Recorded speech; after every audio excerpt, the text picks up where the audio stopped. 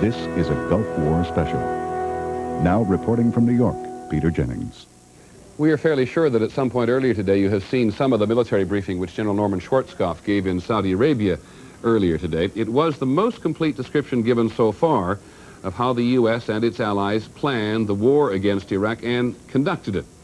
We thought that those of you who were at work or otherwise engaged earlier today might like to see the whole thing. So here it is. Good evening, ladies and gentlemen. Thank you for being here. I promised some of you all a few days ago that as soon as the opportunity presented itself, I would give you a complete rundown on what we were doing and, more importantly, why we were doing it, the strategy behind what we were doing. I've been asked by Secretary Cheney to do that this evening, and so if you will bear with me, we're going to go through a briefing. I apologize to the folks over here who won't be able to see the charts, but we're going to go through a complete briefing of the operation.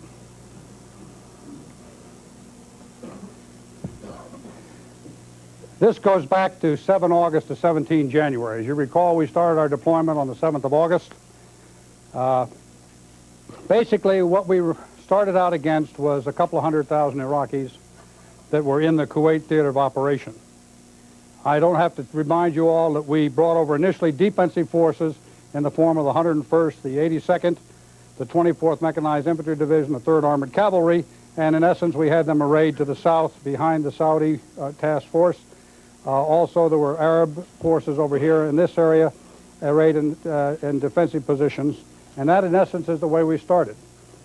In the middle of November, the decision was made to increase the force because by that time, huge numbers of Iraqi forces had flowed into the area, and generally in the disposition as they're shown right here, and therefore we increased the forces and built up more forces. I would tell you that at this time, we made a very deliberate decision to align all of those forces within the boundary looking north towards Kuwait, this being King Khalid Military City over here. So we aligned those forces so it very much looked like they were all aligned directly on the Iraqi positions. We also at that time had a very active naval presence out in the Gulf, and we made sure that everybody understood about that naval presence. One of the reasons why we did that is because it became very apparent to us early on that the Iraqis were quite concerned about an amphibious operation across the shores to liberate Kuwait, this being Kuwait City. They put a very, very heavy barrier of infantry along here, and they proceeded to build an extensive barrier that went all the way across the border, down and around and up the side of Kuwait. Basically, the problem we were faced with was this. When you looked at the troop numbers, they really outnumbered us about 3 to 2. And when you consider the number of combat service support people we have, that's logisticians and that sort of thing in our armed forces, as far as fighting troops, we were really outnumbered 2 to 1. In addition to that, they had about 4,700 tanks versus our 3,500 when the buildup was complete, and they had a great deal more artillery than we do. I think any student of military strategy would tell you that in order to attack a position, you should have a ratio of approximately 3 to 1 in favor of the attacker. And in order to attack a position that is heavily dug in and barricaded, such as the one we had here, you should have a ratio of 5 to 1 in the way of troops in favor of the attacker. So you can see basically what our problem was at that time. We were outnumbered as a minimum 3 to 2 as far as troops were concerned. We were outnumbered as far as tanks were concerned, and we had to come up with some way to make up the difference. Next chart, please. I apologize for the busy nature of this chart, but I think it's very important for you to understand exactly what our strategy was. What you see here is a color coding where green is a go sign or a good sign as far as our forces are concerned. Yellow would be a caution sign, and red would be a stop sign. Green represents units that have been attrited below 50% strength. The yellow are units that are between 50 and 75% strength, and of course the red are units that are over 75% strength. What we did, of course, was start an extensive air campaign, and I briefed you in quite some detail on that in the past. One of the purposes I told you at that time of that extensive air campaign was to isolate the Kuwaiti theater of operation by taking out all the bridges and supply lines that ran between the north and the southern part of Iraq. That was to prevent reinforcement and supply coming into the southern part of Iraq and the Kuwaiti theater of operation. We also conducted a very heavy bombing campaign, and many people questioned why why the extensive bombing campaign. This is the reason why. It was necessary to reduce these forces down to a strength that was that made them weaker, particularly along the front line barrier that we had to go through.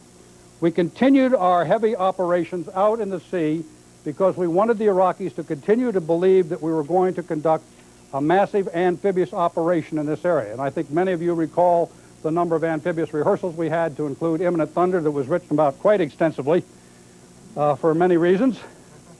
But we continued to have those operations because we wanted him to concentrate his forces, which he did.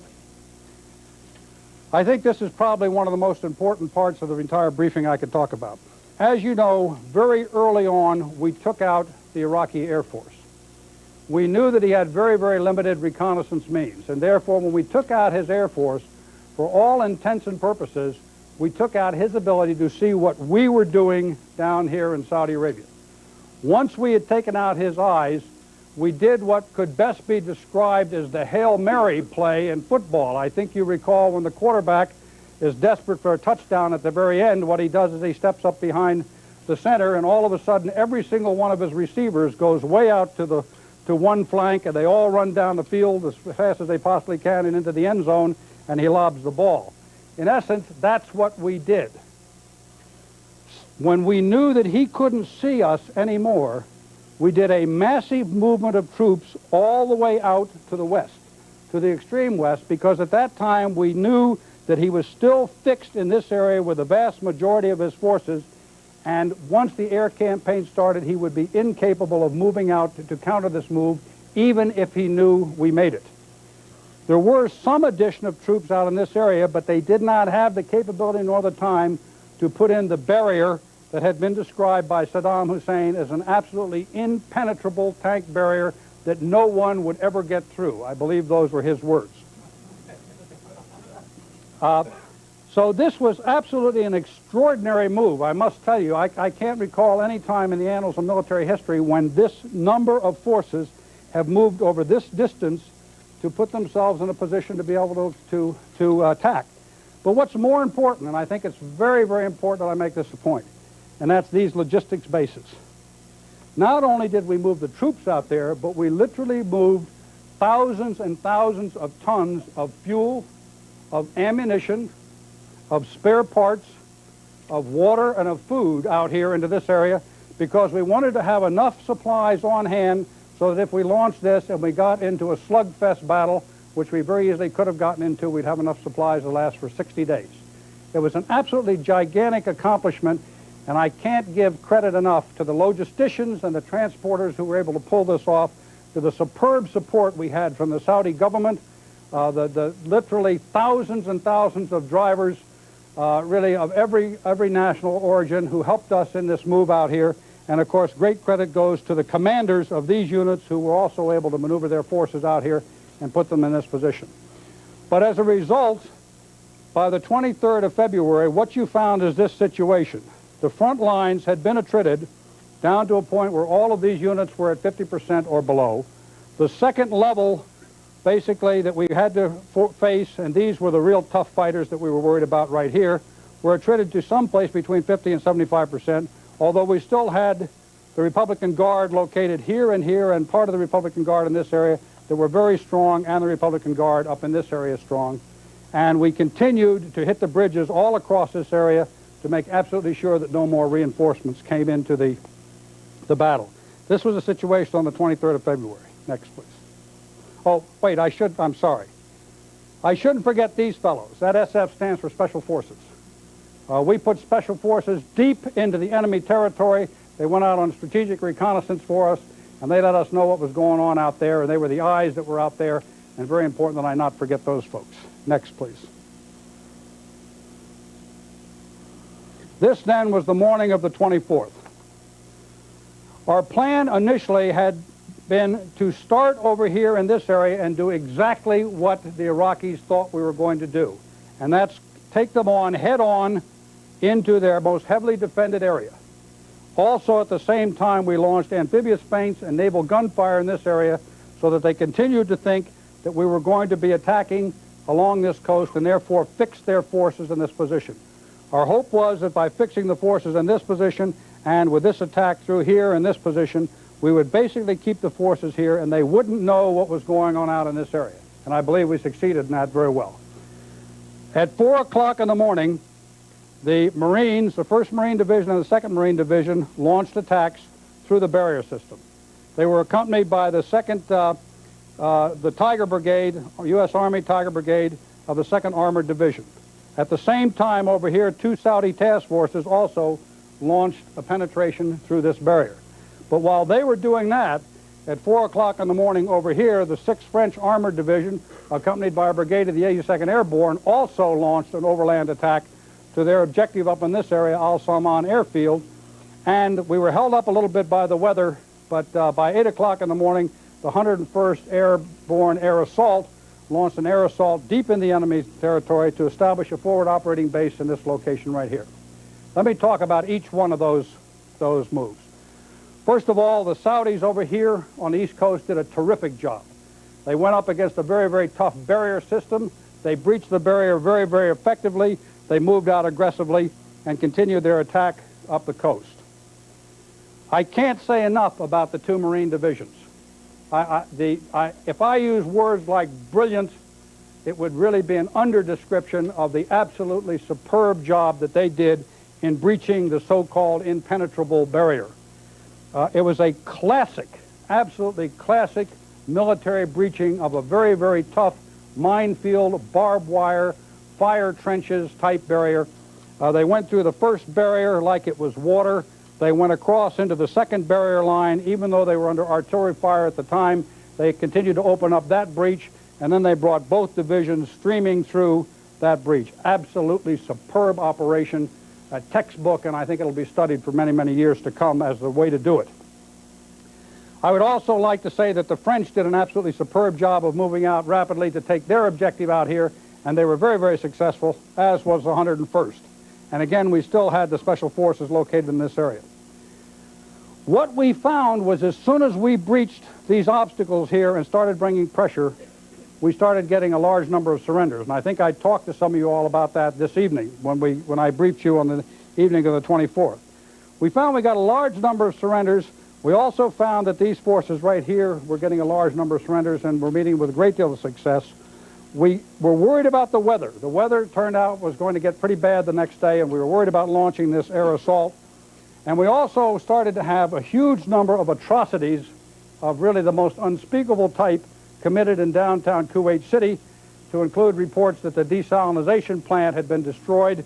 And when we heard that, we were quite concerned about what might be going on. Based upon that and the situation as it was developing, we made a decision that rather than wait the following morning to launch the remainder of these forces, that we would go ahead and launch those forces that afternoon. Next. So this was a situation you saw the afternoon of the 21st. The Marines continued to make great progress going through the breach in this area and were moving rapidly north. The Saudi task force on the East Coast was also moving rapidly to the north and making very, very good progress.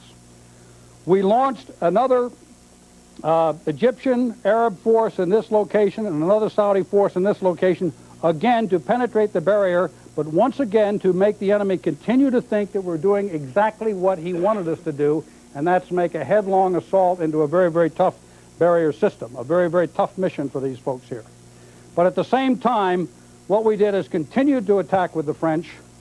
We launched an attack on the part of the entire 7th Corps where the 1st Infantry Division went through, breached an obstacle and minefield barrier here, established quite a large breach through which we passed the 1st British Armored Division. At the same time, we launched the 1st Armored Division, the 3rd Armored Division, and because of our deception plan and the way it worked, we didn't even have to worry about a barrier. We just went right around the enemy and were behind him in no time at all. And the 2nd Armored Cavalry Division. And I ought to talk, and the 24th Mech Division also launched out here in the far west, and I ought to talk about the 101st because this is an important point. Once the 101st had their forward operating base established here, they then went ahead and launched into the Tigris and Euphrates Valley. There's a lot of people who are still saying that the object of the United States of America was to capture Iraq and cause a downfall of the entire country of Iraq. Ladies and gentlemen, when we were here, We were 150 miles away from Baghdad, and there was nobody between us and Baghdad. If it had been our intention to take Iraq, if it had been our intention to destroy the country, if it had been our intention to overrun the country, we could have done it unopposed for all intents and purposes from this position at that time. But that was not our intention. We had never said it was our intention. Our intention was purely to eject the Iraqis out of Kuwait and destroy the military power that had come in here. So this was the situation at the end of February the 24th in the afternoon. Next, please. The next 2 days went exactly like we thought they would go. The Saudis continued to make great progress up on the eastern flank, keeping the pressure off the Marines on the flank here. The Special Forces went out and started operating small boat operations out in this area to help clear mines, but also to threaten the flanks here and to continue to make them think that we were, in fact, going to conduct amphibious operations.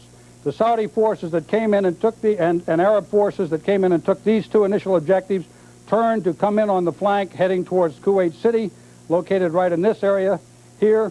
The British UK passed through and continued to attack up this flank, and of course the 7th Corps came in and attacked in this direction as shown here. The 24th Infantry Division made an unbelievable move all the way across into the Tigris and Euphrates Valley and proceeded in blocking this avenue of egress out, which was the only avenue of egress left because we continued to make sure that the bridges stayed down. So there was no way out once the 24th was in this area, and the 101st continued to operate in here. The French, having succeeded in achieving all of their objectives, then set up a flanking position, a flank guard position here to make sure that no forces could come in and get us from the flank. By this time, we had destroyed or rendered completely ineffective over 21 Iraqi divisions. Next, please. And of course, that then brings us to today. Where we are today is we now have a solid wall across the north of the 18th Airborne Corps, consisting of the units shown right here, attacking straight to the east. We have a solid wall here again of the 7th Corps, also attacking straight to the east. The forces that they are fighting right now are the forces of the Republican Guard. Again, today we had a very significant day when the Arab forces coming from both the west and the east closed in and moved into Kuwait City, where they are now in the process of clearing Kuwait City entirely and assuring that it's absolutely secure. The 1st Marine Division continues to hold Kuwaiti International Airport. The 2nd Marine Division continues to be in a position where it blocks any egress out of the city of Kuwait so no one can leave. To date, we have destroyed over 29, destroyed or rendered inoperable. I don't like to say destroyed because that gives you the visions of absolutely killing everyone, and that's not what we're doing. But we have rendered completely ineffective over 29 Iraqi divisions, and the gates are closed. There is no way out of here. There is no way out of here, and the enemy is fighting us in this location right here. We continue, of course, to have overwhelming air power. The air has done a terrific job from start to finish in supporting the ground forces, and we also have had great support from the Navy, both in the form of naval gunfire and in the support of carrier air. That's the situation at the present time. Next, please.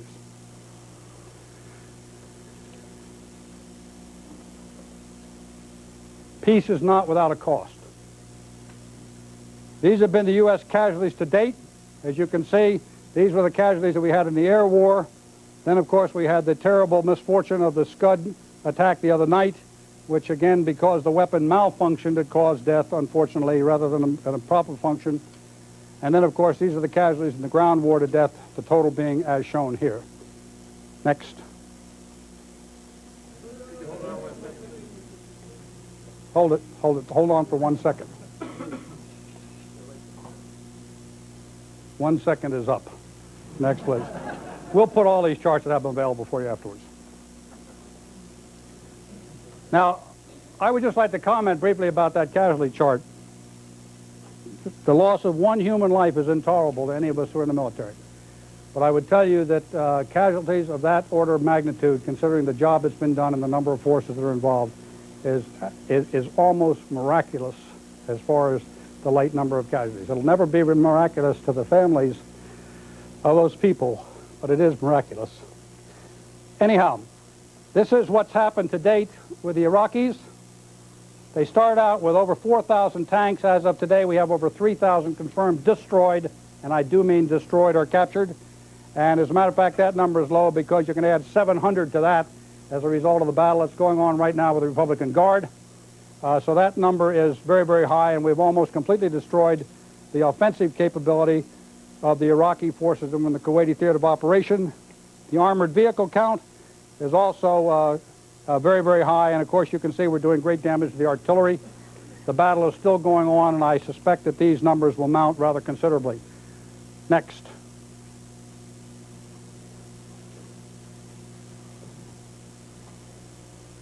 I wish I could give you a better number on this. To be very honest with you, this is just a wild guess. It's an estimate that was sent to us by the field today at noontime, but the prisoners out there are so heavy and so extensive, and obviously we're not in the business of going around counting noses at this time to determine precisely exactly what the exact number is. But we're very, very confident that we have well over 50,000 prisoners of war at this time, and that number is mounting on a continuing basis.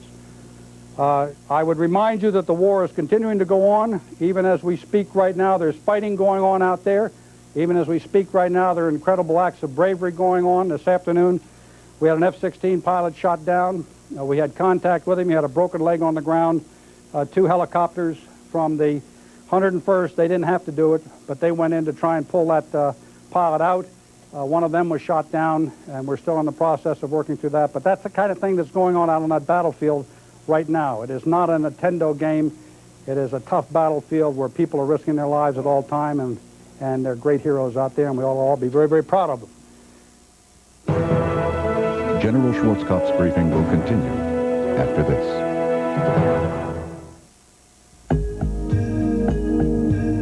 During the course of one 60-minute workout, a body can be depleted of vitamins B6 and C, carbohydrates, and valuable potassium, all of which, it so happens, can be replaced by eating one Chiquita banana. So whatever you put out, put back. Chiquita, quite possibly the world's perfect food. To get rid of her gray, my wife can spend 40 minutes. But I discovered this 5-minute hair coloring. The revolutionary discovery called Just for Men from the leader in men's hair coloring. Simply apply Just for Men and in 5 minutes shampoo out. Gray is blended away. The look of my natural color is back in 5 minutes. That was me, and it won't fade or wash out. My hair takes forever, but you look great in just 5 minutes. The look of your natural color in just 5 minutes with Just for Men. Who's going to give you a great big juicy burger bursting with a taste of home? Dairy Queen. Who's going to give it to you for just 79 cents? Who's going to give you a delicious shake in a rainbow of flavors? Give it to you for just 79 cents. Burger or shake sale at your Dairy Queen store. Each just 79 cents. But hurry, because something this good just can't last. We treat you right. Dairy Queen. Colby's floor clearance sale. 48 hours this week through Monday. All floor samples must go. 48 hours this week. Colby Furniture, 76th and Oklahoma. Don't miss the exciting 1991 tour of World Figure Skating Champions. Saturday, May 18th at the Bradley Center. Tickets on sale now at the Bradley Center, all tickets on outlets or charged by phone. Discover the fun of sailing. Come to Strictly Sail, the all sailboat show this weekend at the Waukesha Expo Center. That's this Thursday through Sunday at the Waukesha Expo.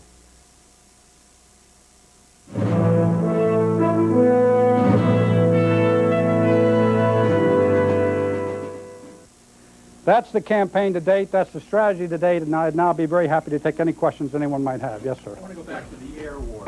The chart you showed there with the attrition rates of the various forces was almost the exact reverse of what most of us thought was happening. It showed the frontline troops attrited to 75% or more, and the Republican Guards, which a lot of public focus was on when we were covering the air war, attrited at less than 75. Why is that? I mean, how did it come to pass? Put that chart up again, Roger, will you please?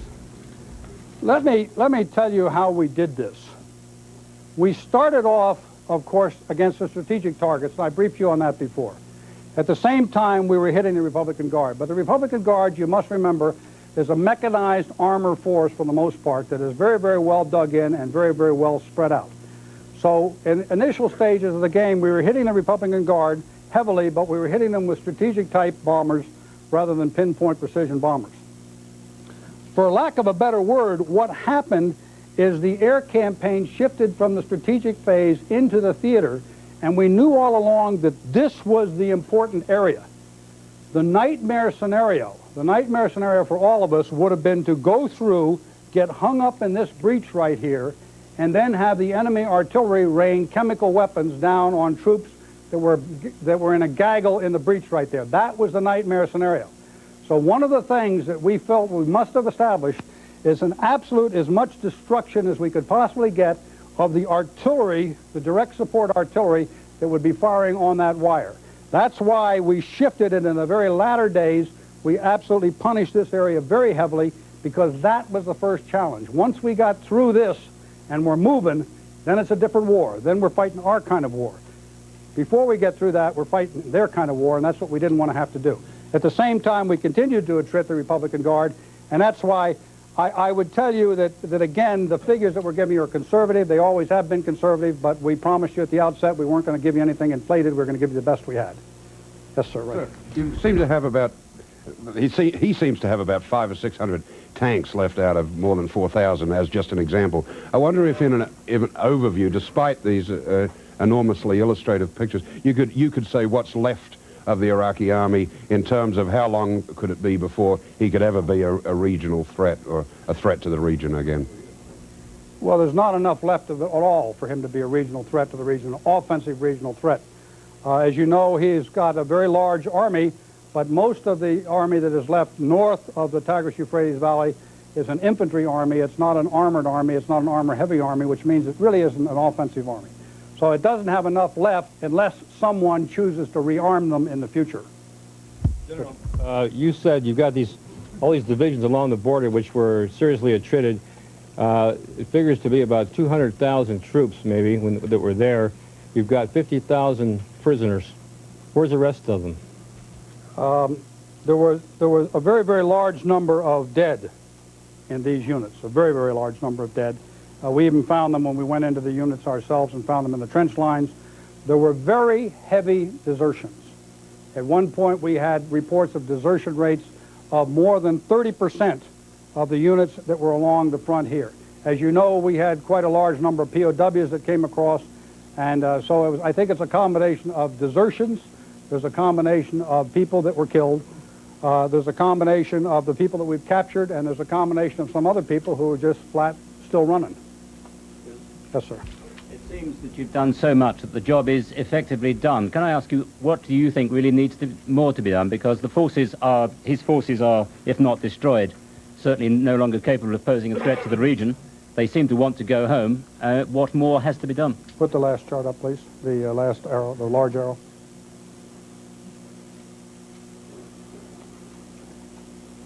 If I'm to accomplish the mission that I was given, and that's to make sure that the Republican Guard is rendered incapable of conducting the type of heinous act that they've conducted so often in the past, what has to be done is these forces continue to attack across here and put the Republican Guard out of business. We're not in the business of killing them. We have PSYOPs aircraft up. We're telling them over and over again, all you got to do is get out of your tanks and move off, and you will not be killed. But they're continuing to fight, and as long as they continue to fight, we're going to continue to fight with them. Yes, back here. General, that move on the extreme left, which got within 150 miles of Baghdad, was it also part of the plan that the Iraqis might have thought that it was going to Baghdad, and would that have contributed to the deception? I wouldn't have minded at all if they'd gotten a little bit nervous about it. I really, and I mean that very sincerely. I would have been delighted if they'd gotten very, very nervous about it. Frankly, I don't think they ever knew it was there. I think they never knew it was there until the door had already been closed on them. Yeah, right through here.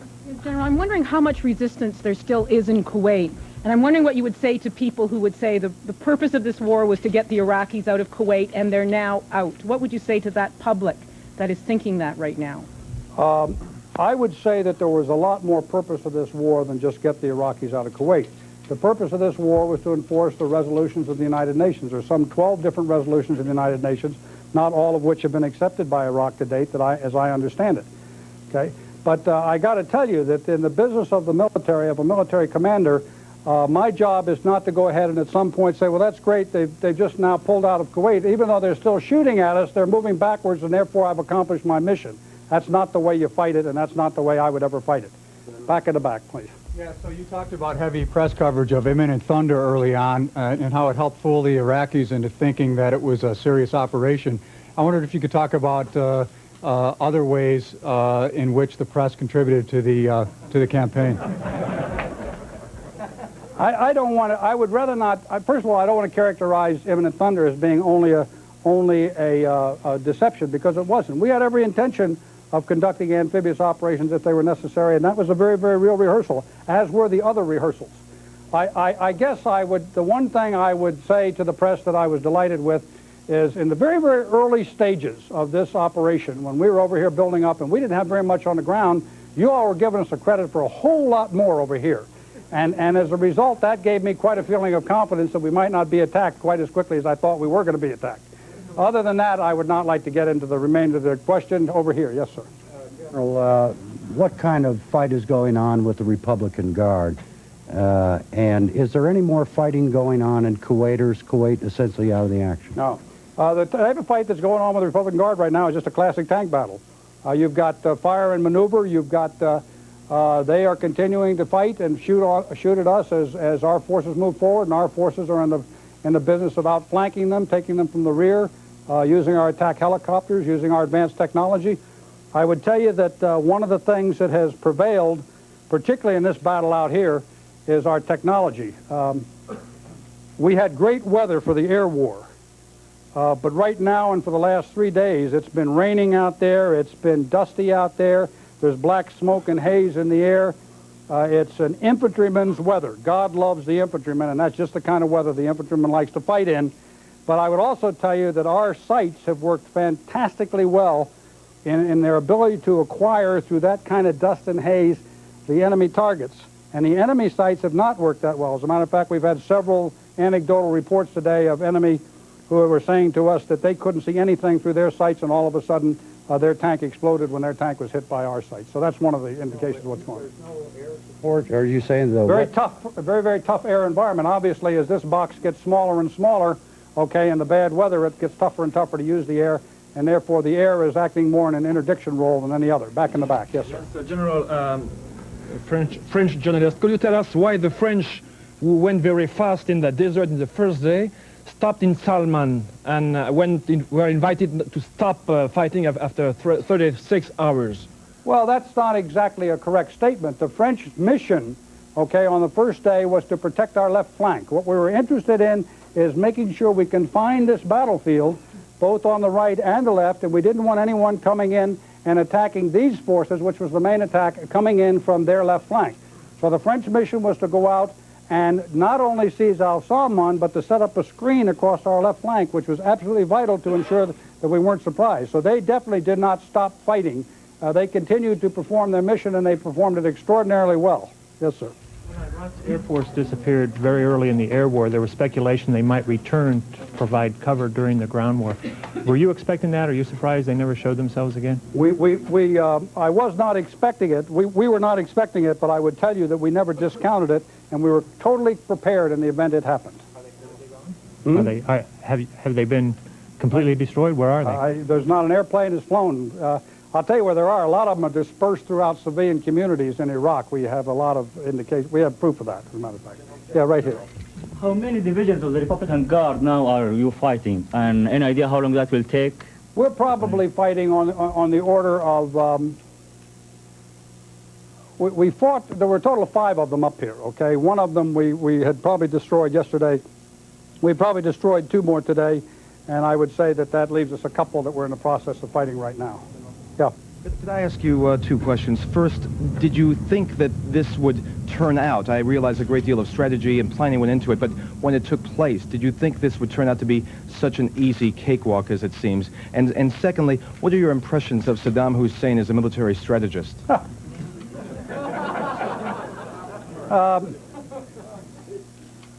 First of all, if we thought it would have been such an easy fight, we definitely would not have stocked 60 days worth of supplies on these log bases. So, as I've told you all for a very, very long time, It is very, very important for a military commander never to assume away the capabilities of his enemy. And when you're facing an enemy that is over 500,000 strong, has the reputation that they've had of fighting for 8 years, being combat-hardened veterans, had the number of tanks and the type of equipment they had, you don't assume away anything. So we certainly did not expect it to go this way.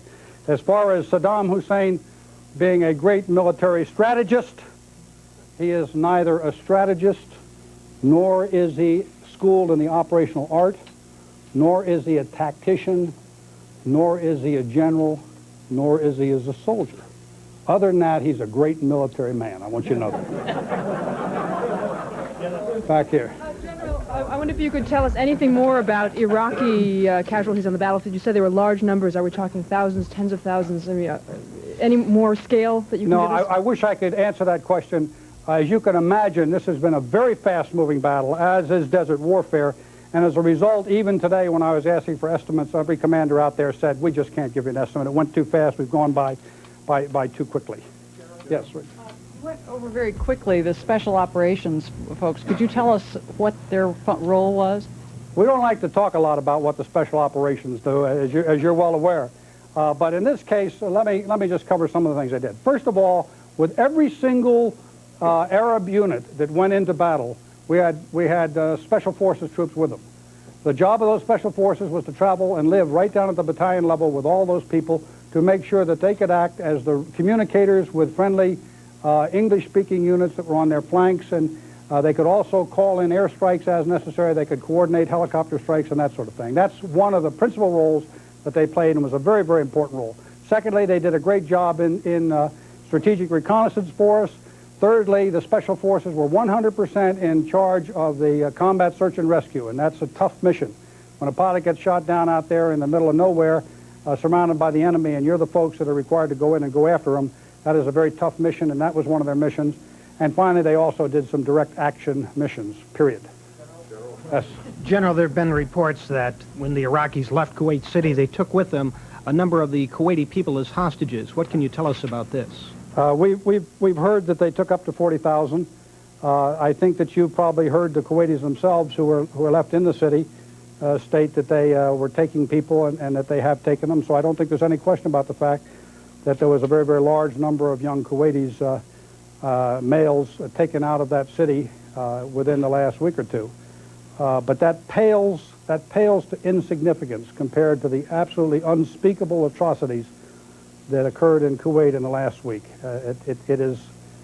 They're not a part of the same human race. The people that did that the rest of us are. I've got to pray that that's the case. Yes, sir. More about that? No, sir. I wouldn't want to talk about it. Could you give us some indication of what's happening to the forces left in Kuwait? What kind of forces are they, the size, and are they engaged at the moment? The three symbols. You mean these up here?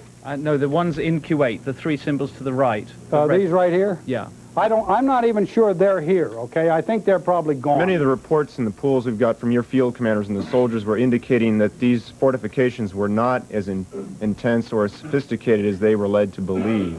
Was this a result of the pounding that they took that you described earlier, or is it they were perhaps overrated in the first place? You ever been in a minefield? No. All there's got to be is one mine, and that's intense. Okay? There were plenty of mines out there. There were plenty of barbed wire. There were fire trenches that most of which we set off ahead of time, but there are still some that were out there. The Egyptian forces had to go through fire trenches.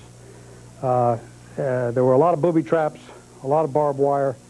Not a fun place to be. I got to tell you, probably one of the toughest things that anyone ever has to do is to go up there and walk into something like that and go through it, and consider that while you're going through it and clearing it, at the same time you're probably under fire by the enemy artillery. Is the Republican Guard your only remaining military objective in Iraq? And I gather there have been some heavy engagements. How would you rate this army you faced from the Republican Guard on down?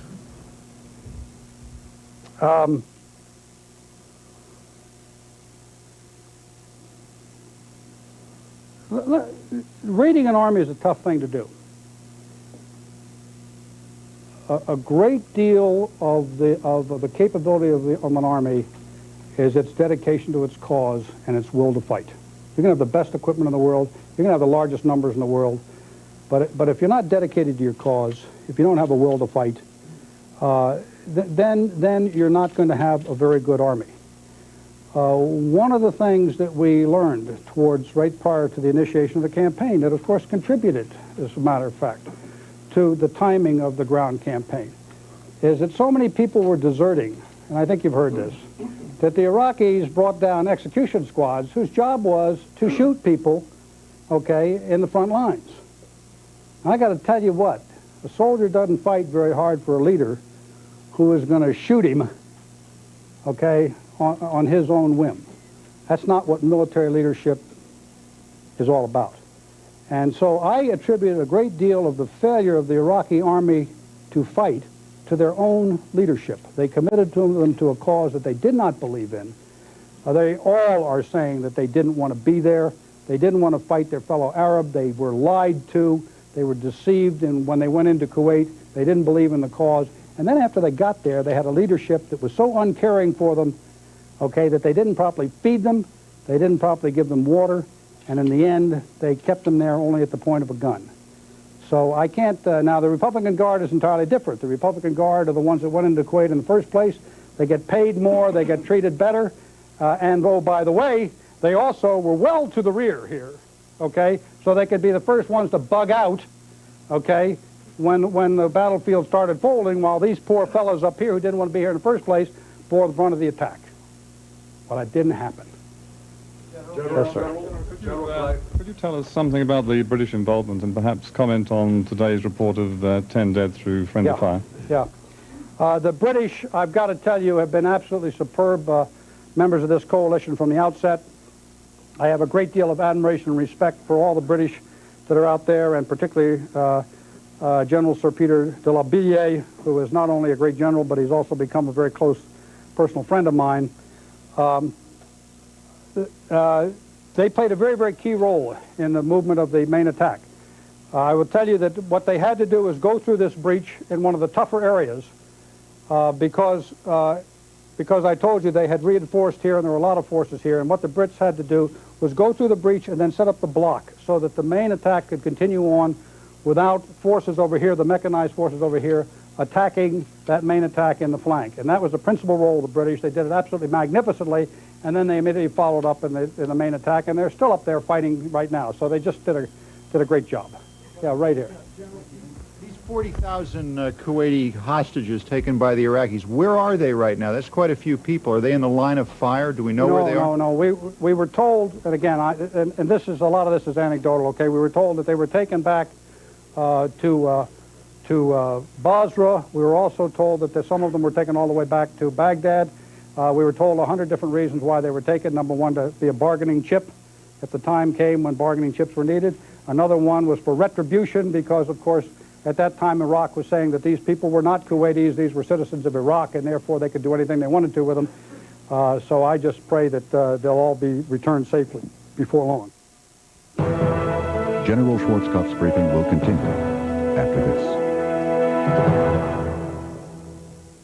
Today, there's a diet pill that can help you lose weight without caffeine to make you nervous.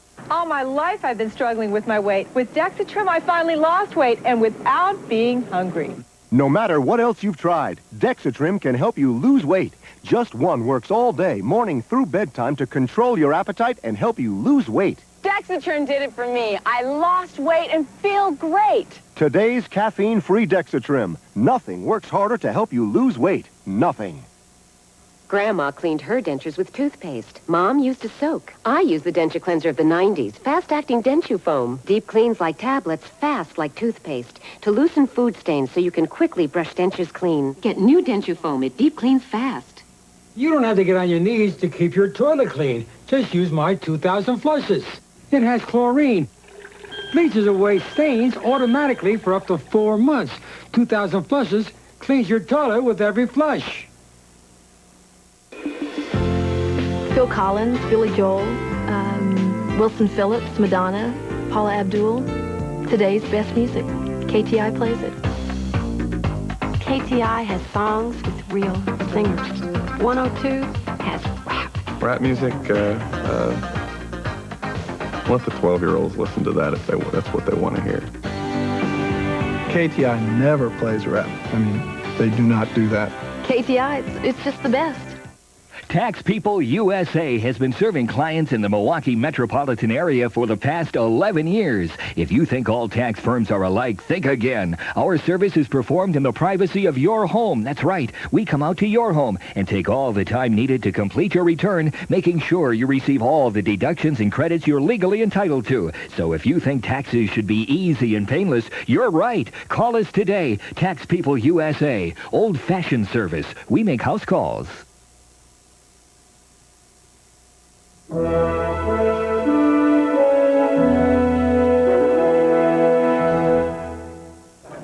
Right here, yeah. Is there a military or political explanation as to why the Iraqis did not use chemical weapons? We've got a lot of questions about why the Iraqis didn't use chemical weapons, and I don't know the answer, but I just thank God that they didn't. Is it possible they didn't use them because they didn't have time to react? And they were defeated? Okay, you want me to speculate? I'll be delighted to speculate. Nobody can ever pin you down when you speculate. Number one, we destroyed their artillery. We went after their artillery big time. They had major desertions in their artillery, and the artillery that would have been, and that's how they would have delivered their chemical weapons, either that or by air, and we all know what happened to the air. So we went after their artillery big time, and I think we were probably highly, highly effective in going after their artillery. There's other people who are speculating that the reason why they didn't use chemical weapons is because they're afraid that if they use chemical weapons, there'd be nuclear retaliation. There's other people that speculate that they didn't use their chemical weapons because their chemical weapons degraded, and because of the damage that we did to their chemical production facilities, they were unable to upgrade the chemicals within their weapons as a result of that degradation. That was one of the reasons, among others, why we went after their chemical production facilities early on in the strategic campaign. I'll never know the answer to that question, but as I say, thank God that they didn't. All the way back in the back. General, are you still bombing in northern Iraq? And if you are, what's the purpose of it now? Yes. I'm sorry. What's being achieved now? Military purposes is exactly the same things we were trying to achieve before. Okay, the war is not over, and you've got to remember people are still dying out there, okay? And those people that are dying are my troops, and I'm going to continue to protect those troops in every way I possibly can until the war is over. Yes, sir, right here. How soon after you've finally beaten those Republican Guards and the other forces who threaten you, will you move your troops out of Iraq, either into Kuwait or back into Saudi? That's not my decision to make. General, what are you doing to try and bring to justice the people responsible for the atrocities in Kuwait City? And also, could you comment on the friendly fire incident in which 9 Britons were killed? Yeah, I'm sorry, that was asked earlier and I failed to do that. First of all, on the first question, we have as much information as possible on those people that were committing the atrocities, and of course we're going through a screening purpose, and whenever we find those people that did in fact commit those atrocities, we try and separate them out. We treat them no differently than any other prisoner of war, but the ultimate disposition of those people, of course, might be quite different than the way we would treat any other prisoner of war. With regard to the unfortunate incident yesterday, the only report we have is that 2 A-10 aircraft came in and they attacked 2 scout cars, British armored cars, and that's what caused the casualties. There were 9 KIA. We deeply regret that. There's no excuse for it. I'm not going to apologize for it. I am going to say that that our experience has been that based upon the extremely complicated number of different maneuvers that were being accomplished out here, according to the extreme diversity of the number of forces that were out here, according to the extreme differences in languages of the forces that are out here, and the weather conditions and everything else, I feel that we were quite lucky that we did not have more of this type of incident. I would also tell you that because we had a few earlier that you know about, that we went to extraordinary lengths to try and prevent that type of thing from happening. It's a terrible tragedy, and I'm sorry that it happened. I don't know. I'm sorry. I don't believe so, because I believe the information I had that a forward air controller was involved in directing that, and that would indicate that it was probably during the afternoon. But it was when there was a very, very close combat going on out there in that area. Yeah. The United Nations General Assembly is talking about peace, and as a military man, do you look at your challenge and you're going to get some satisfaction out of having achieved it? Is there some fear on your part that there will be a ceasefire that will keep you from fulfilling the assignment that you have? Is your assignment as a military man, separate from the political goals of the... Do I fear a ceasefire? Do you fear that you will not be able to accomplish your ends, that there will be some political pressure brought on the campaign? I think I've made it very clear to everybody that I just as soon the war had never started, and I just as soon never have lost a single life out there. That was not our choice. We've accomplished our mission, and when the decision makers come to the decision that there should be a ceasefire, nobody will be happier than me. All the way back in the back. We'll take a couple more questions and I have to go. General, we were told today that an A-10 returning from a mission discovered and destroyed 16 Scuds. Is that a fact, and where were they located? Most of those Scuds were located in western Iraq. I would tell you that we went into this with some intelligence estimates that I think I have since come to believe were either grossly inaccurate or our pilots are lying through their teeth, and I choose to think the former rather than the latter, particularly since many of the pilots have backed up what they've been saying by film and that sort of thing. But we went in with a very, very low number of these mobile erector launchers that we thought the enemy had. However, at one point we had a report that they may have had 10 times as many. I would tell you, though, that last night the pilots had a very, very successful afternoon and night as far as the mobile erector launchers, most of them in western Iraq, which would have been used against Israel. One question here? Yes, sir. General, you've said many times in the past that you do not like body counts. You've also told us tonight that the enemy casualties were very, very large. I'm wondering, with the coalition forces already burying the dead on the battlefield, will there ever be any sort of accounting or head counts made or anything like that? I don't think there's ever in the history of warfare been a successful count of dead. And one of the reasons for the reason you say, and that's because it's necessary to lay those people to rest for a lot of reasons, and that happens. So I would say that no, there will never be an exact count. You know, but probably in the days to come, you're going to hear many, many stories, either overinflated or underinflated, depending upon who you hear them from. The people who will know best, unfortunately, are the families that won't see their loved ones come home. One more question right here. Yes, sir. If the gate is indeed closed, as you've said several times, and the theories about where these Kuwaiti hostages are, perhaps Basra, perhaps Baghdad, where could they be? And a quick second question, was the timing for the start of the ground campaign a purely military choice, or it was a military choice with political influence on the final choice of date? That's right. When I say the gate is closed, I don't want to give you the impression that absolutely nothing is escaping. Quite the contrary, what isn't escaping is heavy tanks, what isn't escaping is artillery pieces, what isn't escaping is that sort of thing. That doesn't mean that civilian vehicles aren't escaping, that doesn't mean that innocent civilians aren't escaping, that doesn't mean that unarmed Iraqis aren't escaping, and that's not the gate I'm talking about. I'm talking about the gate that is closed on the war machine that is out there. Now, your other question was? For the beginning of the ground campaign. Okay, the timing for the beginning of the ground campaign.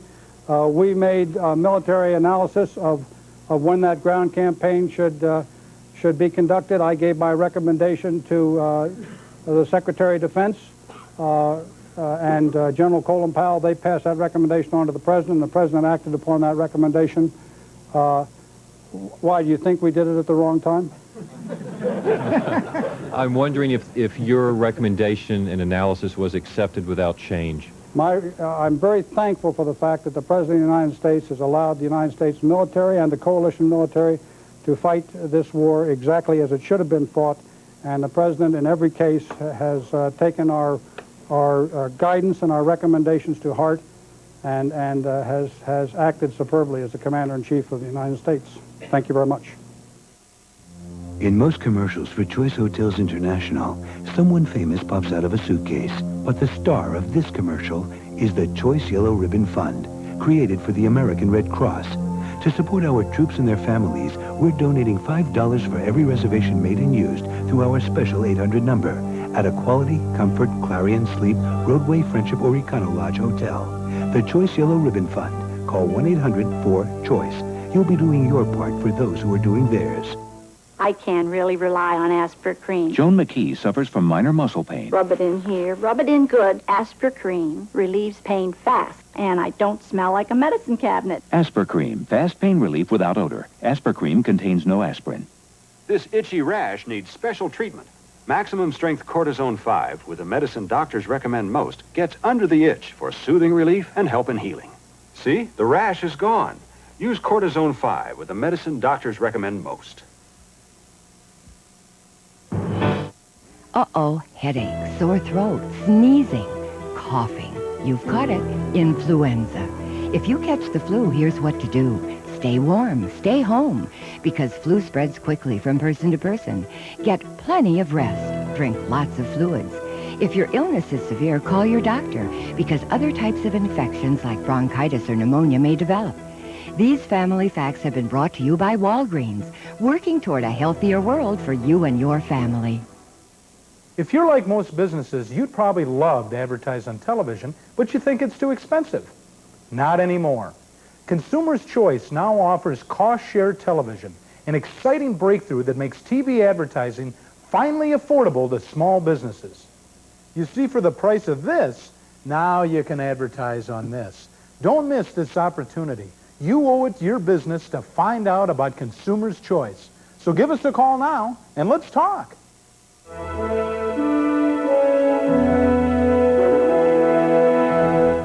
And this is one of those occasions when there will not be any analysis of what the commander said. Tomorrow, as usual, we'll have a brief update on the war every hour. Don't forget World News this morning, live coverage of anything major, and a complete wrap-up of the day on World News tonight. I'm Peter Jennings. Good night. This has been a Gulf War special from ABC News. This has been a special presentation of ABC News. More Americans get their news from ABC News than from any other source.